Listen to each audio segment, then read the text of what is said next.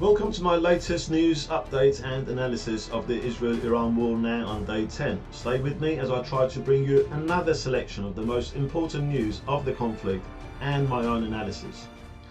Let's start with the news of the two most important eliminations of regime's military figures. Behnam Shahriari, who has used other aliases before, was a senior figure in the Unit 190 of the Quds Force. The Quds Force is the arm of the Revolutionary Guards responsible for overseas operations, and Unit 190 in the Quds Force conducts the transfer and smuggling of weapons to Iran's proxy groups. Behnam Shahriari's weapon smuggling activities have spanned from the Republic of Azerbaijan all the way to Sudan.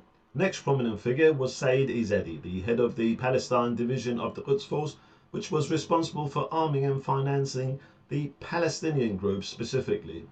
He was also known as Hajj Ramazan. I said two significant eliminations, but in fact there was an earlier one too. The head of the IRGC's second unit in charge of the drones and UAVs, he was also assassinated.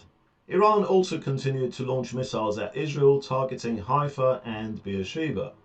One of the Iranian missiles struck against Haifa on Friday afternoon and hit the city's oldest and also the city's second oldest mosque in Haifa downtown.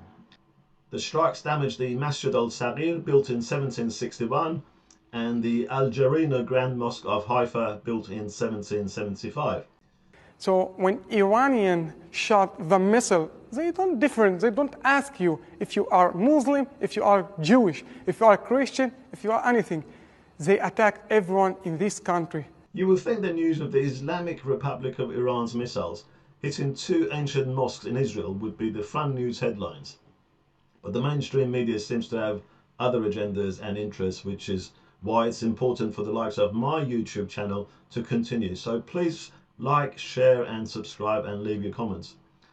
And some news from Iran. The Friday prayers continued as normal yesterday, some say even with larger than usual gatherings. So that goes to show that the regime is still in control. Most of the banking system is back, with the exception of one, I'm told. There was also some bread shortages in the north of the country as a sudden influx of 5 to 6 million people leaving Tehran to these cities spiked the demand. Contact with inside the country is still difficult and only possible if they call outside Iran by landline only. And now to some amusing disinformation by Iran's state TV. Watch this footage. It's obvious it's from Iran and they even speak Persian on it.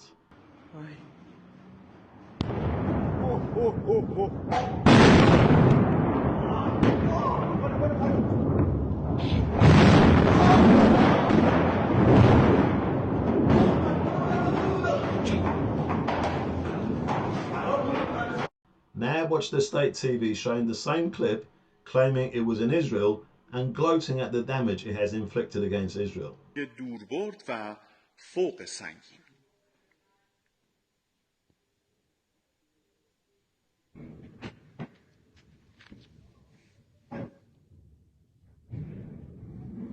So to finish with some analysis, the conflict can be summarized in this way. One side is after a quick victory by a blitz action, and another side is interested in making this into a long war of attrition. So what happens in the next few days will determine where the balance will tip. Israel must achieve its goals in the next few days, and Iran is happy even if one of their missiles get through every night, as long as the war is prolonged. Hope you found this interesting. Please share if you did, and as always, love to hear your comments.